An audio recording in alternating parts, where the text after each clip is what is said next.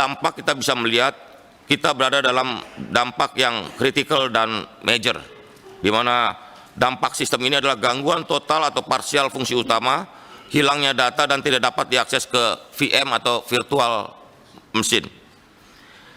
Dampak pada layanan dan finansial bisa terjadi dan semua tenan terdampak. Itu di level yang kritikal.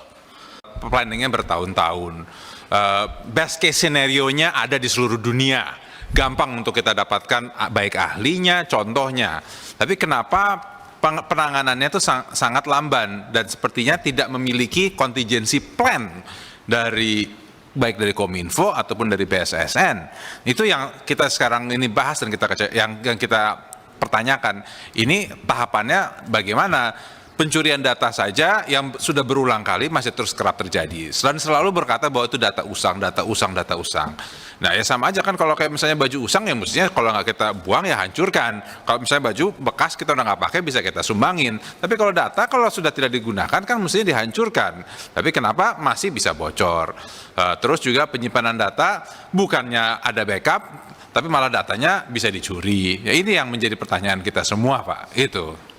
Betul Pak, jadi itu yang saya sampaikan tadi, kita ada kekurangan di tata kelola.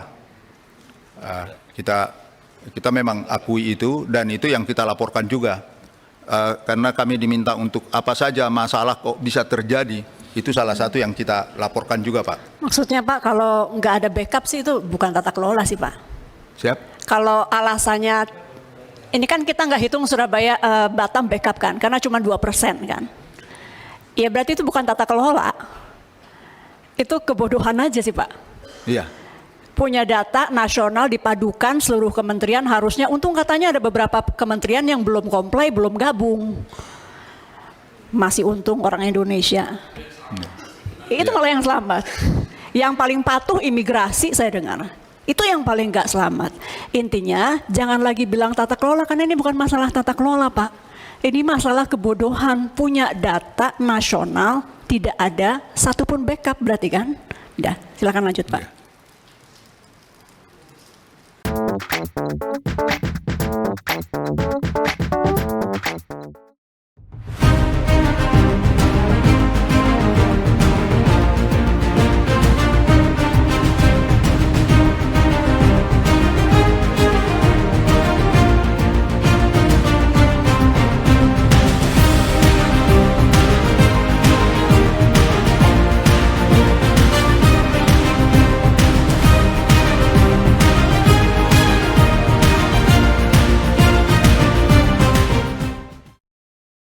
Assalamualaikum warahmatullahi wabarakatuh. Jumpa di edisi perdana Republik Digital. Ini merupakan kanal saya sendiri, Heru Study, di mana di kanal ini kita akan membahas perkembangan digital di Indonesia dan juga dunia. Kita akan melihat bagaimana perkembangan digital life di sektor teknologi informasi, telekomunikasi, artificial intelligence, kemudian juga perlindungan data, dan juga tak ketinggalan adalah di dunia penyiaran. Di edisi perdana kali ini kita akan membahas hal yang memang dalam beberapa hari terakhir ini, 2 minggu terakhir cukup hot dibahas oleh masyarakat, bahkan juga menjadi pembicaraan hingga ke parlemen. Pembahasan kali ini tidak lain tidak bukan adalah kita akan membahas bagaimana kasus terjadinya ransomware di pusat data nasional. Peristiwa ransomware terhadap pusat data nasional dimulai dan terjadi pada tanggal 17 Juni 2024, yaitu ketika Windows Defender yang ada di pusat data nasional diubah. Kemudian pada tanggal 20 Juni 2024, Pusat Data Nasional Sementara yang kemudian disebut sementara mengalami serangan cyber. Layanan pemeriksaan imigrasi dan AutoGate di 5 pintu pemeriksaan imigrasi sempat tidak berfungsi, seperti Bandara Internasional Soekarno-Hatta, Bandara Internasional Juanda, Bandara Internasional Kuala Namu, Bandara Internasional Hang Nadim, dan juga Pelabuhan Internasional Batam dan Nongsa. Pada tanggal 24 Juni 2024, serangan yang berasal dari ransomware Brain Cipher yang merupakan varian terbaru dari ransomware Lockbit 3.0. Pada tanggal 20 Juni 2024, Kepala Badan Siber dan Sandi Negara, Bapak Hinsa Siburian mengungkapkan bahwa tidak ada backup atau cadangan terhadap data-data yang ada pada Pusat Data Nasional Sementara yang telah mengalami gangguan dengan serangan cyber. Kemudian pada tanggal 2 Juli 2024, pelaku ransomware Brain Cipher mengumumkan akan mengembalikan data yang telah dienkripsi atau telah digembok pada hari Rabu dan meminta maaf kepada masyarakat Indonesia. Kemudian pada tanggal 3 Juli 2024, Brain Cipher menyampaikan pernyataan dan memberikan kunci enkripsi Pusat Data Nasional. Kejadian berikutnya adalah pada tanggal 4 Juli 2024, di mana kemudian kita ketahui pejabat di Kementerian Kominfo mengundurkan diri dan enkripsi yang diberikan oleh Brain Cipher dicoba pada beberapa sampel telah berfungsi. Terkendalanya Pusat Data Nasional Sementara 2 yang ada di Surabaya membuat ratusan layanan pemerintahan kepada publik bermasalah. Lalu apakah ransomware? Ransomware merupakan bagian atau jenis kejahatan siber yang menggunakan perangkat lunak jahat. Sebagaimana kita ketahui, perangkat lunak jahat ini kemudian akan mengenkripsi data komputer atau sistem, kemudian menuntut tebusan agar korban mendapatkan kunci enkripsi. Jika tebusan tidak dibayar, data tersebut dapat hilang secara permanen atau menjadi tidak dapat diakses. Ancaman ransomware merupakan masalah yang serius yang dapat menyebabkan kerugian yang signifikan bagi organisasi maupun perusahaan termasuk pemerintahan yang dalam hal ini adalah Pusat Data Nasional. Jika sistem pada Pusat Data Nasional terkena serangan ransomware, data yang penting dan sensitif yang disimpan di sana dapat terancam hilang atau jatuh ke tangan yang salah. Inilah yang kemudian kita mendapatkan informasi bahwa pelaku ransomware menuntut tebusan 8 juta US dollar atau sekitar 132 miliar rupiah. Terkenanya Pusat Data Nasional dengan ransomware membuat Komisi 1 DPR melakukan rapat kerja dengan Menteri Komunikasi dan Informatika serta Kepala Badan Siber dan Sandi Negara. Dalam rapat kerja yang dilakukan pada tanggal 27 Juni 2024, Ketua Komisi 1 DPR Mutia Hafid menilai tidak adanya cadangan data atau backup yang dimiliki Kementerian Komunikasi dan Informatika dan Badan Siber dan Sandi Negara terhadap data di Pusat Data Nasional yang mengalami serangan siber ransomware merupakan kebodohan. Ya, berikut ini kita akan lihat cuplikan videonya. Kita bisa lihat ini ransomware yang tidak ada seluruh dunia yang tidak terkena serangan ransomware. Dan yang terbesar adalah Amerika Serikat 40,34%, Kanada 6,75%, Inggris 6,44%, Jerman 4,92%, dan Prancis 3,8%. Indonesia terkena dampak sekitar 0,67% dari serangan ransomware. Jadi memang virus ini melanda seluruh dunia dan menjadi perhatian kita bersama. Dan virus ransomware yang menyerang Indonesia ini adalah versi yang terakhir, latest version. Jadi versi yang terakhir, sehingga menjadi perhatian seluruh dunia terhadap ransomware ini. Lanjut slide berikutnya. Nah, ini kita bisa melihat gambaran peringkat negara dalam indeks pertahanan siber di tahun 2022-2023. Ini hasil studi dari MIT Technology Review Insight di 2022, di mana peringkat Indonesia di G20 ini nomor 20. Kalau kita bisa lihat Australia, Netherlands, Korea Selatan, Amerika Serikat, Kanada, dan berikutnya, kita masuk dalam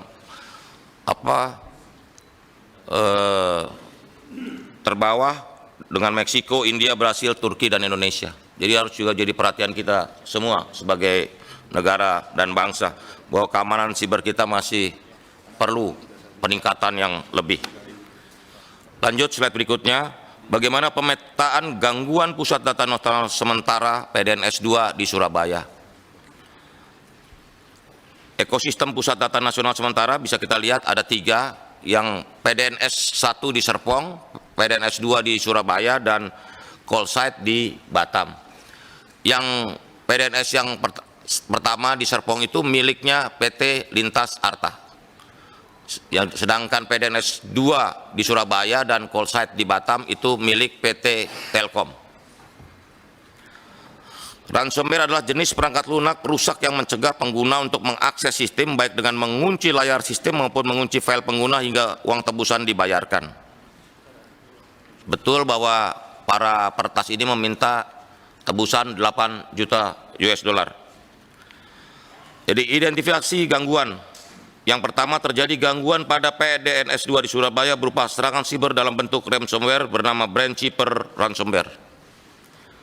Pasca penemuan ransomware ditemukan upaya penonaktifan fitur keamanan Windows Defender mulai 17 Juni 2024 pukul sekitar 23.15 waktu Indonesia Barat yang memungkinkan aktivitas malicious berbahaya beroperasi. Aktivitas malicious mulai terjadi pada 20 Juni 2024 pukul 00.54 waktu Indonesia Barat, diantaranya melalui instalasi file malicious, penghapusan file sistem penting, dan penonaktifan layanan berjalan. Pada 20 Juni 2024 pukul 00.55 waktu Indonesia Barat diketahui Windows Defender mengalami crash dan tidak bisa beroperasi. Slide berikutnya. Jadi status layanan PDNS 2 per 26 Juni 2024. Instansi pengguna yang terdampak layanannya itu kementerian lembaga ada 30, provinsi ada 15, kabupaten ada 148, dan kota ada 48. Total ada 239 kementerian lembaga daerah yang terdampak. Selanjutnya, instansi pengguna layanan yang tidak terdampak karena data tersimpan di PDNS 2 hanya data backup, yaitu kementerian lembaga ada 21, provinsi 1, kabupaten 18, dan kota 3, di mana total ada 43 instansi kementerian lembaga daerah yang tidak terdampak. Instansi pengguna yang berhasil recovery layanan adalah Kemenko Marves, layanan perizinan event, Kemenkumham, layanan keimigrasian, LKPP, layanan sikap, Kemenak, Sihalal, dan Kota Kediri. Ini untuk ASN digital. Slide berikutnya. Dari analisis dampak kita bisa melihat kita berada dalam dampak yang kritikal dan major, di mana dampak sistem ini adalah gangguan total atau parsial fungsi utama, hilangnya data dan tidak dapat diakses ke VM atau virtual mesin. Dampak pada layanan dan finansial bisa terjadi dan semua tenan terdampak. Itu di level yang kritikal. 23 sebenarnya kita sudah membuat prediksi untuk semua. Dalam hal ini kalau Intel ada KIR Intel di tahun 2024, maka kita juga buat KIR Intel atau prediksi di apa yang akan terjadi di tahun 2024 dari sisi serangan siber. Di antaranya adalah ransomware yang kejadian saat ini. Kemudian yang lain ada web defacement, ada ITO attack. Web defacement ini lebih banyak kaitannya nanti digunakan dalam rangka judi online. Ini sudah kita prediksi. Kemudian distributed denial of service, kemudian cyber threat base, dan advanced persistent threat. Itulah gambaran prediksi kemungkinan serangan-serangan siber yang akan terjadi di 2024 ini, dan untuk mengantisipasi itu kita sampaikan ke semua lembaga untuk mengantisipasinya. Bapak Ibu yang kami hormati, kami laporkan, coba next slide-nya. Tadi sudah disampaikan bahwa ada 3 lokasi, yaitu pusat data sementara 1 yang ada di Serpong, kemudian pusat data 2 yang ada di Surabaya, dan yang ketiga adalah di Batam, seperti yang tertera di slide. Yang terdampak ini, yang diserang ini adalah pusat data sementara yang ada di Surabaya, di mana tadi sudah dijelaskan oleh Bapak Menteri apa isinya dan apa yang ada di pusat data ini, dan kementerian, lembaga mana yang terdampak, semua ada listnya. Kemudian kalau kita lihat, artinya terhubung antara Jakarta yang ada di Serpong dengan di Surabaya. Kemudian tentu kita dalam mengatasi ini menggunakan Perpres 47 tahun 2023 tentang strategi keamanan siber nasional dan manajemen krisis siber nasional, sehingga langkah-langkahnya jelas. Maka ketika tanggal 20 Juni kita mendapat laporan bahwa terjadi serangan atau down di Surabaya, maka kami segera melakukan rapat koordinasi pada hari itu juga dengan tim Insiden Respon Team yang ada di PDNS 2, kemudian ada tim Kominfo, dan pada rapat itu disampaikan bahwa PT Telkom selaku pengelola data center sementara ini harus melakukan isolasi seluruh infrastruktur dan sudah dibangun infrastruktur sementara, melakukan pencarian PM yang bisa diakuisisi untuk dapat dilakukan forensik, karena memang kami dari sisi keamanannya untuk itu sangat perlu. Kemudian melakukan pengumpulan log perangkat keamanan, melakukan proses recovery awal, dan menginventarisir data yang terdampak. Ini di rapat itu kita sampaikan ke Telkom Sigma. Kemudian dalam rapat ini Kominfo selaku penyelenggara PDNS 2 memetakan aset tenan terdampak, memberikan informasi awal terkait kondisi pada seluruh tenan, kemudian verifikasi informasi tenan yang memiliki backup, tadi sudah disinggung oleh Pak Menteri, pendataan layanan terdampak, menyiapkan standing statement terkait insiden yang terjadi mengingat eskalasi dampak ke beberapa instansi dalam layanan publik. Kemudian dalam rangka menangani insiden tersebut, BSSN segera pada hari itu juga mengirimkan tim tanggap insiden yang selalu standby di Ragunan untuk membantu tim yang ada di sana, yaitu timnya Telkom Sigma, dan tentu juga kami segera akan melakukan evaluasi kenapa sampai terjadi, walaupun evaluasinya tentu hal-hal yang umum dulu, di samping juga akan melakukan forensik ke barang-barang bukti. Kemudian tanggal hari Jumat 21 Juni 2024, tim dari BSSN melakukan forensik digital dan melakukan asistensi apa yang disampaikan ketika rapat pertama. Apakah sudah dilakukan isolasi, apa dilakukan sesuai dengan apa yang saya sampaikan tadi di rapat tersebut. Kemudian Sabtu tanggal 22 Juni 2004, tim BSSN melanjutkan kegiatan forensik digital. Kemudian hari Minggu, ini tanggal 23 Juni, tim forensik digital telah berhasil mengidentifikasi yang terjadi, terutama serangan ini oleh ransomware. Kemudian selanjutnya saya pada sekitar jam 10 itu rapat dengan dari Kominfo dihadiri atau diwakili oleh Aptika, kemudian Direktur Sistem Informasi Ditjen Imigrasi, karena kami melihat yang sangat krusial pada saat itu terutama adalah masalah imigrasi. Dalam rapat tersebut saya tanyakan imigrasi kondisinya, kemudian dari imigrasi menyampaikan mereka masih punya data di pusat data mereka yang lama yang tidak digunakan. Sehingga pada saat itu saya sampaikan, kalau kamu aktifkan kembali itu, upkan itu butuh berapa lama, kapan? Dia sampaikan bahwa nanti hari Senin, maksudnya besok pukul 07.00 sudah bisa. Kami akan kerja malam ini. Kemudian itulah keputusannya, sehingga memang besoknya imigrasi ini bisa bisa operasional. Saya kira itu yang kita laksanakan di tanggal 23. Kemudian tanggal 24, karena situasi terutama juga di media, kami melakukan rapat di kantor Keminfo, dihadiri oleh Bapak Menteri dan Wakil. Planningnya bertahun-tahun. Best case scenario-nya ada di seluruh dunia.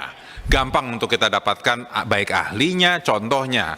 Tapi kenapa penanganannya itu sangat lamban dan sepertinya tidak memiliki contingency plan dari baik dari Kominfo ataupun dari BSSN. Itu yang kita sekarang ini bahas dan yang kita pertanyakan. Ini tahapannya bagaimana?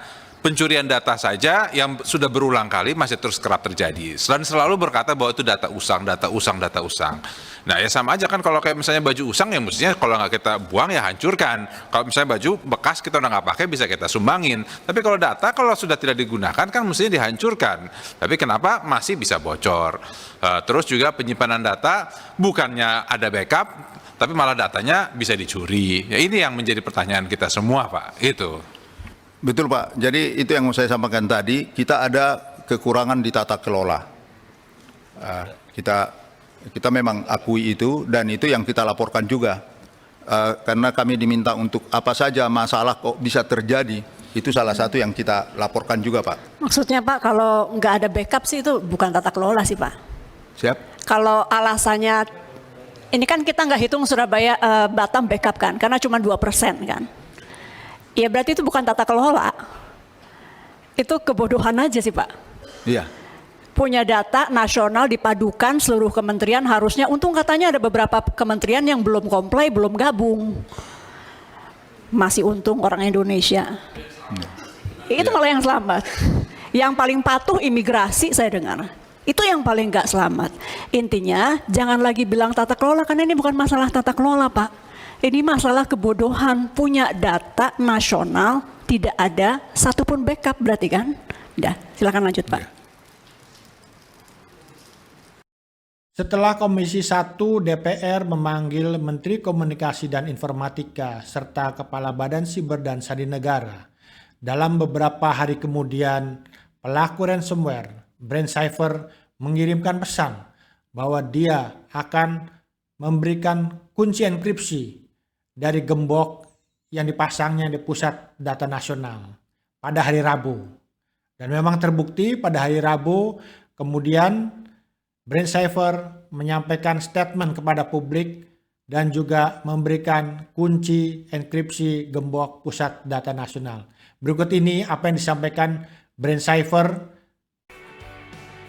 Ya, akhirnya pelaku ransomware Brand Cypher menepati janjinya untuk memberikan kunci enkripsi dari Pusat Data Nasional Sementara PDNS 2 Surabaya yang sudah disandra oleh pelaku ransomware tersebut sejak 20 Juni 2024. Ya, ini merupakan janji yang ditepati karena beberapa hari yang lalu Brand Cypher menyampaikan bahwa akan memberikan kunci membuka gembok Pusat Data Nasional Sementara pada hari Rabu gitu ya. Walaupun memang masih menjadi perdebatan kemarin ini dikirim atau tidak, dan ternyata dikirimkan juga apa yang menjadi janji Brand Cypher sebelumnya. Bahkan juga Brand Cypher ini menyampaikan beberapa hal juga, menjawab pertanyaan-pertanyaan yang ada di masyarakat. Jadi dalam pernyataannya yang disampaikan dalam bahasa Inggris, Brand Cypher menyampaikan bahwa dia menjawab beberapa pertanyaan paling populer. Ini ada 7 pertanyaan yang dijawab oleh Brand Cypher. Jadi yang pertama itu mungkin bisa kita lihat ya, bahwa disampaikan oleh Brent Cypher ini kami membuat keputusan tersebut gitu ya, memberikan kunci ini secara gratis untuk membuka PDNS 2 Surabaya ini. Disampaikan bahwa mereka tidak diintervensi pihak-pihak tertentu gitu ya, termasuk juga intervensi dari lembaga penegak hukum. Jadi ini merupakan keputusan yang diambil secara mandiri. Kemudian disampaikan juga oleh Brent Cypher bahwa tidak ada kesalahpahaman dalam tim mereka, karena tim mereka ini disebutkan tim yang hebat dan semua mendukung keputusan tersebut. Memang ini walaupun keputusannya agak ganjil ya, karena dalam berbagai ransomware yang terjadi biasanya pelaku ransomware itu kekeh ya, atau bersikeras bahwa mereka harus mendapatkan tebusan sesuai dengan apa yang diminta. Ya kalaupun ada pengurangan biasanya ada negosiasi. Tapi ujungnya bila mana tidak tercapai negosiasi, ya biasanya mereka akan mempublikasi, menjual data-data yang mereka kuasai di dark web. Untuk itu kemudian juga Brent Cypher ini menjawab ya yang menjadi pertanyaan publik, bahwa apa yang mereka lakukan ini merupakan kali pertama dan terakhir. Jadi ini ya yang pertama dan terakhir, ya mungkin nggak ada lagi peristiwa yang akan diberikan kunci secara gratis gitu ya. Kemudian juga ya tentunya untuk peristiwa berikutnya ya mereka nggak akan ada menawar lagi gitu. Kemudian juga mengapa mereka menyerang pusat data, yang disampaikan oleh Brent Cypher ini bahwa pusat data adalah industri yang berteknologi tinggi yang membutuhkan investasi besar, dan setiap orang yang menjalankan bisnis ini harus sudah mengetahui hal tersebut gitu ya. Dan 99 dari 100 perusahaan harus membayar jika mereka berada dalam situasi tanpa harapan ya, karena biasanya ketika sistem sudah dikunci, digembok gitu ya, ya mau tidak mau akhirnya mereka negosiasi dan membayar tebusan yang diminta, karena yang dipertaruhkan itu kan data. Dan biasanya memang pelaku ransomware ini agak ya cukup pintar ya, mereka akan mencari target operasi atau korban-korban di mana datanya itu adalah data-data yang cukup penting ya, penting bagi negara, penting bagi perusahaan gitu ya, dan juga mungkin juga data-data yang menyangkut warga negara gitu kan. Ya, kita memang sudah mengalami beberapa kali peristiwa. Kita pernah ramai dengan Biorka beberapa tahun lalu, kemudian juga bocornya data kementerian lembaga gitu ya, yang bahkan dijual di dark web. Kemudian juga pernah bank syariah terbesar di Indonesia juga disebut-sebut terkena juga ransomware. Disampaikan juga oleh Brent Cypher ini bahwa serangan mereka ini sangat mudah gitu, sehingga hanya diperlukan sedikit waktu saja untuk membongkar data dan mengenkripsi beberapa ribu terabyte informasi. Wah, ini hebat juga nih, jadi hanya butuh waktu sebentar, kemudian data-data yang ada di pusat data nasional itu kemudian digembok atau dienkripsi gitu. Ya, memang ada beberapa kemungkinan apakah memang sistem dari pusat data nasional kita yang lemah, atau memang si Brent Cypher ini yang cukup lihai ya, sehingga bisa kemudian menggembok beberapa ribu terabyte informasi. Kemudian disampaikan juga bahwa ya mereka menyimpulkan bahwa perundingan dengan pemerintah Indonesia ya yang menjalankan pusat data nasional ini sudah deadlock, karena kemudian pihak kedua itu mengalihkan akses perundingan kepada pihak ketiga gitu ya. Jadi mereka ketika ini dipindahkan ke pihak ketiga, ya ini udah nggak bisa lagi mereka kemudian melakukan komunikasi gitu. Nah, ini yang menarik ya, di bagian 6 ini disampaikan bahwa kami berterima kasih kepada masyarakat Indonesia atas kesabarannya. Ya, ini tentu merupakan hal yang agak lain ya.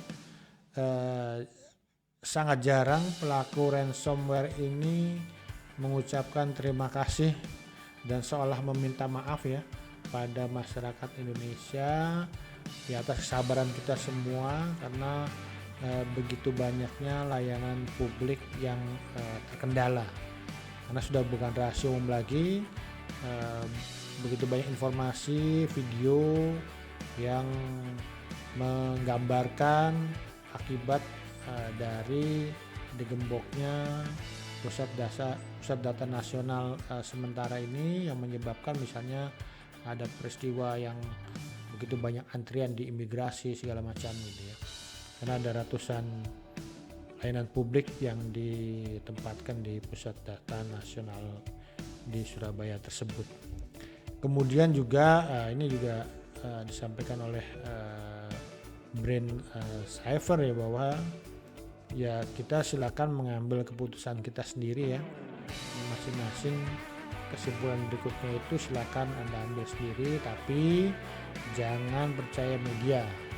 Perhatikan hanya mereka yang menepati janjinya gitu. Jadi si Brand Cyber ini ya agak ini ya, ya begitu bangga dengan dirinya yang telah menepati janjinya untuk kemudian melakukan atau memberikan kunci enkripsi pusat data nasional sementara. Kemudian juga disampaikan juga ada kesimpulannya ya, si Brand Cyber ini menyampaikan juga kesimpulannya yang terkait dengan bagaimana data ini kemudian harus juga dikonfirmasi ya. Jadi dari kunci yang diberikan ini mereka menunggu konfirmasi dari pihak kedua, tentunya dari pemerintah Indonesia yang secara resmi untuk menyampaikan apakah kunci yang mereka berikan itu bekerja atau tidak gitu, atau mungkin data-data yang kemarin mereka gembok itu, mereka kunci itu dapat dipulihkan atau tidak, baru kemudian mereka menyatakan akan menghapus data-data tersebut secara permanen. Ya memang ini juga agak kita perlu menggarisbawahi juga apakah setelah itu mereka akan benar-benar kemudian mendelete data, dan ya ini artinya juga bahwa selama ini mereka sudah menguasai data juga gitu. Nah ini tentu agak bertentangan dengan apa yang pernah disampaikan bahwa tidak ada pengambilan data atau proses transmisi data dari pusat data nasional ke luar dari pusat data nasional tersebut. Tapi kalau dari apa yang disampaikan Brand Cyber ini ya mereka merasa atau mengaku bahwa ya mereka masih memiliki data yang baru akan dihapus ketika data yang kunci yang diberikan kepada pemerintah ini bisa di-restore atau dikembalikan. Nah, yang juga menarik disampaikan bahwa bila mana kemudian pihak kedua gitu ya, atau pihak ketiga ini sudah merestore data, ya mungkin maksudnya adalah bahwa jika pusat data nasional yang ada di Surabaya ini kemudian datanya dipulihkan gitu ya, tanpa menggunakan kunci yang mereka sampaikan gitu kan, ya nampaknya mereka akan mempublikasi data yang mereka kuasai.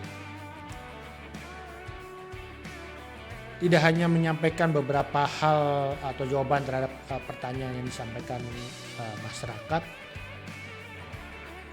Brand Cipher ini juga secara jelas menyampaikan bagaimana proses untuk mendapatkan kunci gembok untuk membuka pusat data nasional. Jadi disampaikan di mana mereka menempatkan file sehingga bisa di-download gitu ya.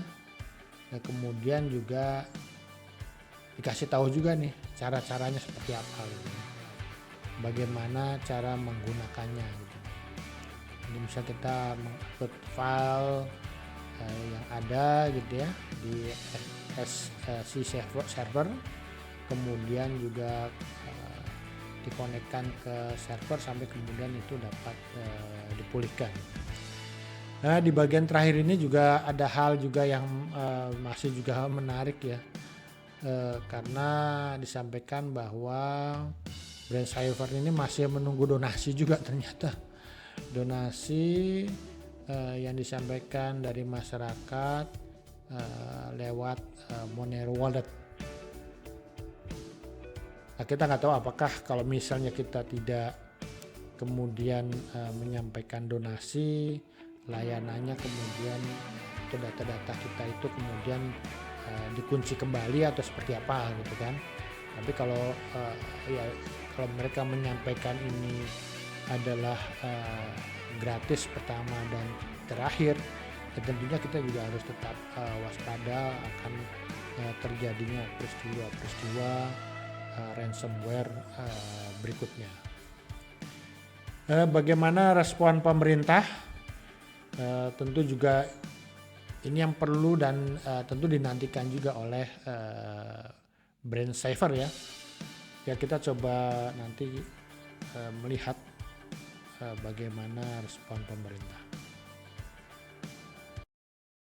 Pada hari Kamis kemudian pemerintah mengkonfirmasi bahwa enkripsi yang diberikan oleh Brand Cipher dapat digunakan untuk membuka beberapa spesimen dari data yang ada di pusat data nasional.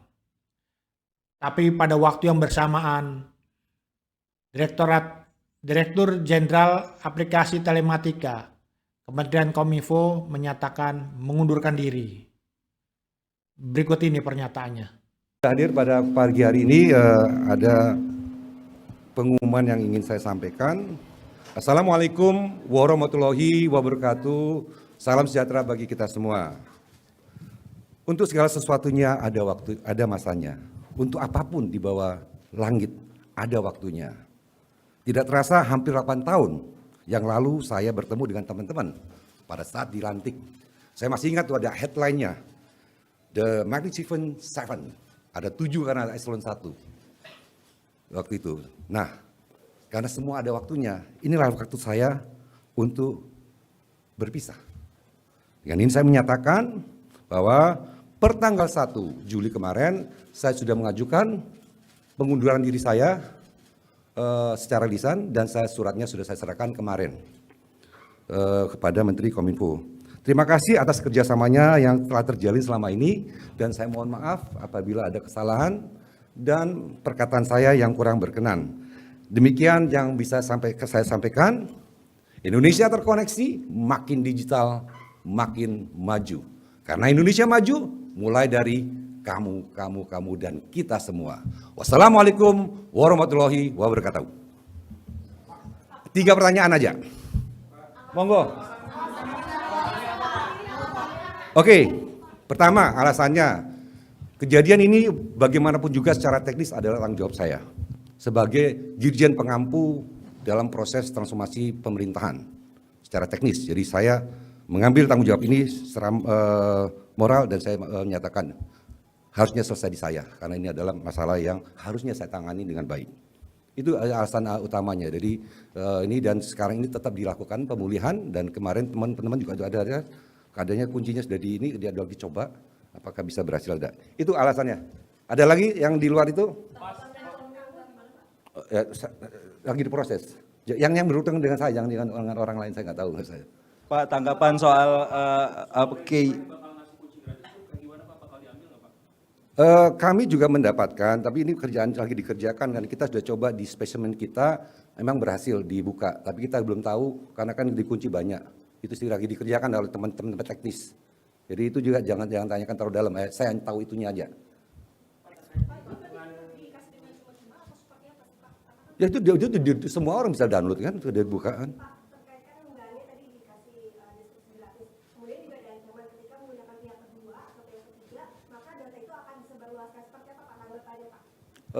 Ya makanya kita kan maksudnya baik kedua maksudnya gimana?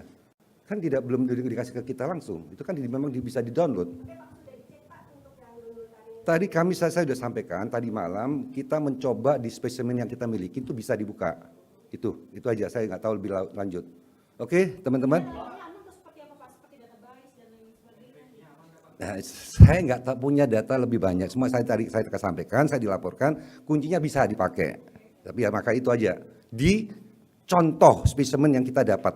Apa itu spesimen? Waktu itu kita mengambil data, waktu itu bisa berhasil mengambil data. Nah data ini yang dikunci ini kita cobain kunci itu yang dilaporkan. Lebihnya nanti tolong nanyakan dari tim tadi. Nanti ada waktunya untuk dijelaskan secara teknis ya.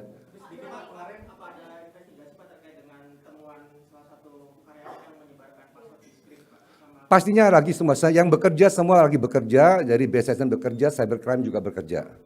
Ya, itu ini dalam semua lagi diinvestigasi. Ya, namanya investigasi kok kamu nanya pertemuan. Ya, tentu kita masih menunggu konfirmasi apakah enkripsi yang diberikan oleh Brand Cipher dapat memulihkan semua layanan yang ada di Pusat Data Nasional Sementara 2 di Surabaya. Memang ada informasi juga yang mengatakan bahwa gembok yang digunakan untuk mengunci Pusat Data Nasional ada 2 dan Brand Cipher hanyalah salah satunya. Sehingga memang masih diperlukan kunci lainnya untuk membuka Pusat Data Nasional. Tapi kita berharap bahwa Pusat Data Nasional tetap dapat dipulihkan.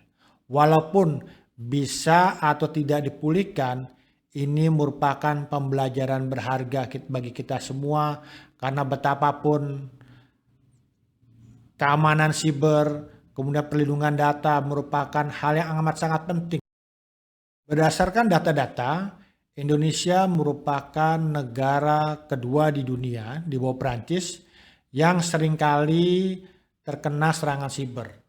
Kemudian selain itu, kita melihat bahwa keamanan siber Indonesia cukup lemah. Di antara negara-negara ASEAN kita nomor 4. Di antara negara-negara G20 kita di 3 terbawah. Sehingga memang perbaikan perlu dilakukan. Karena betapapun kedepannya kejahatan siber akan makin meningkat. Baik secara kualitatif maupun kuantitatif yang akan juga berhubungan dengan bagaimana perlindungan data. Apa saja yang bisa kita perbaiki di masa mendatang terkait Pusat Data Nasional dan juga tentunya bisa dipakai juga oleh banyak perusahaan, kementerian lembaga untuk menghadapi serangan serupa baik pertasan maupun ransomware. Ini beberapa yang dapat disampaikan. Yang pertama itu tentu kita harus melakukan backup data ya. Jadi Pusat Data Nasional harus secara teratur melakukan backup data-data yang ada. Backup harus dilakukan secara rutin dan disimpan di lokasi yang aman. Dengan backup yang tepat, data dapat dikembalikan setelah serangan ransomware tanpa harus membayar tebusan.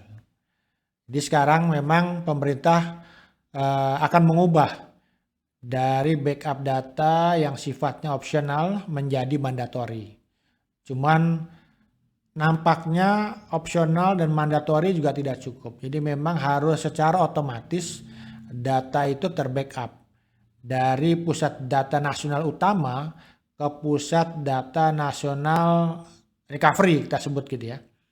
Atau mungkin juga Pusat Data Nasional Backup. Di banyak negara bahkan tidak cukup hanya Pusat Data Nasional Utama, Pusat Data Nasional Recovery atau Pusat Data Nasional Backup, tapi juga memiliki backup tambahan. Ada backup-backup di bawahnya lagi gitu. Ini mengapa? Karena Indonesia yang pertama itu tentu merupakan negara yang ring of fire. Jadi bencana alam merupakan hal yang tidak dapat kita hindari. Gempa, gunung meletus, banjir, kemudian juga listrik juga kadang-kadang biarpet atau mati hidup. Ini juga menjadi potensi untuk membuat kendala di pusat data nasional, termasuk juga apakah itu utama atau mungkin yang backup. Sehingga kita memang sejak awal harus merencanakan pusat data nasional yang memang memperhatikan hal-hal tersebut. Harus ada mitigasi ketika peristiwa bencana alam, matinya listrik itu terjadi, termasuk juga ketika adanya serangan ransomware. Kemudian masalah keamanan jaringan. Sistem jaringan pusat data nasional harus dilindungi dengan sistem keamanan yang kuat. Memang sistem operasi, apakah itu Windows dan lainnya itu masing-masing memiliki kelebihan dan kekurangan.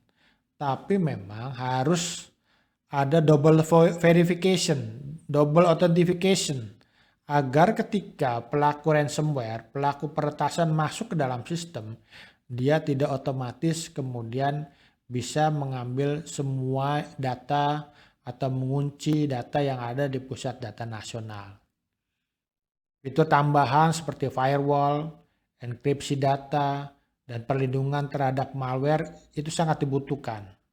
Kemudian tentunya perangkat lunak yang digunakan juga harus secara teratur diperbaharui dan dilakukan pemutahiran keamanan. Kemudian tak ketinggalan juga adalah bagaimana kita memberikan peningkatan sumber daya manusia. Di Pusat Data Nasional harus memberikan pelatihan kepada pegawainya tentang cara mengidentifikasi dan mencegah serangan ransomware. Termasuk di dalamnya adalah bagaimana kita menggunakan internet yang aman. Dengan menggunakan password yang kuat, username yang mungkin juga tidak sama. Ada beberapa hari kemudian kita ganti password, kemudian tidak membuka lampiran email yang mencurigakan, dan juga menghindari untuk mengunduh perangkat lunak dari sumber yang tidak terpercaya.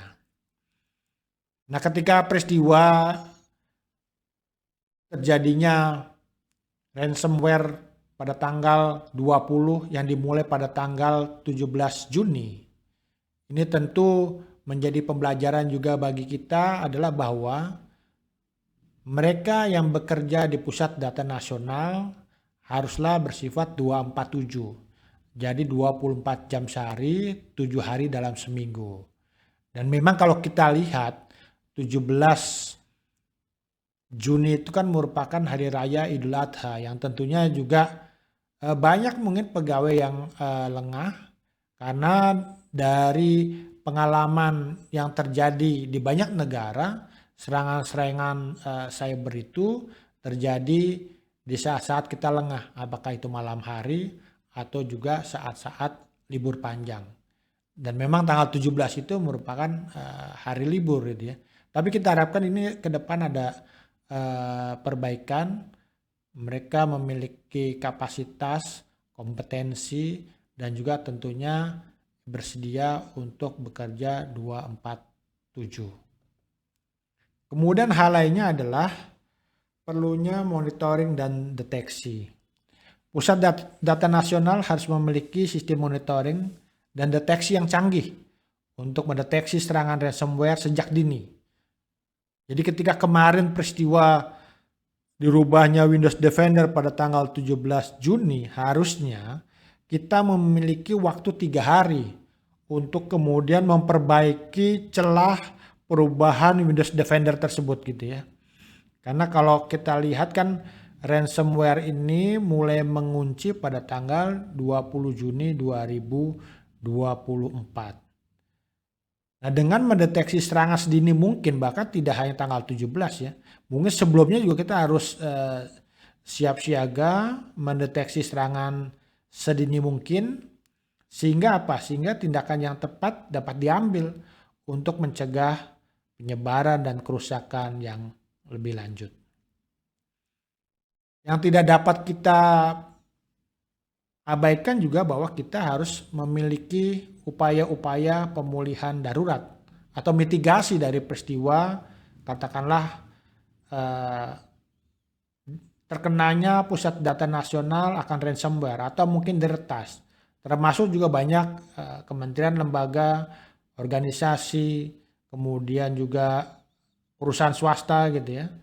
Ya mereka juga harus memiliki pemulihan darurat, memiliki rencana pemulihan darurat yang jelas sehingga jika terjadi serangan ransomware akan ada langkah-langkah jelas apa yang akan diambil untuk memulihkan data dan sistem, mengisolasi serangan yang tentunya agar tidak menyebar ke sistem lainnya.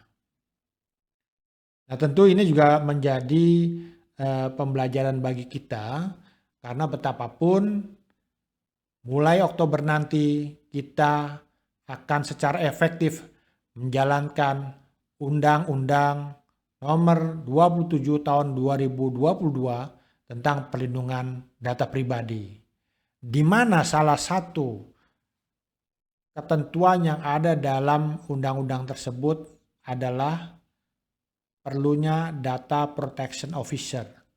Nah, ini kita juga perlu mengingatkan teman-teman di kementerian, lembaga, organisasi, perusahaan swasta untuk memiliki data protection officer.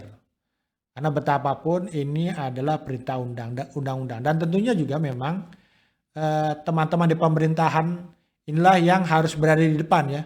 Teman-teman di Kementerian Kominfo, Badan Siber Sandi Negara untuk memiliki data protection officer. Karena ini akan menjadi role model bagi kementerian, lembaga lain, organisasi maupun juga perusahaan swasta dalam menyambut efektifnya pemberlakuan Undang-Undang Nomor 27 Tahun 2022 tentang perlindungan data pribadi. Ya, demikian podcast untuk kali ini. Kita akan lanjut di edisi podcast berikutnya dengan topik-topik yang tentunya tidak kalah hangat dan saya harapkan bisa mencerahkan kita semua akan isu-isu digital dan bagaimana kehidupan perkembangan digital di tanah air dan juga dunia. Terima kasih, sampai jumpa.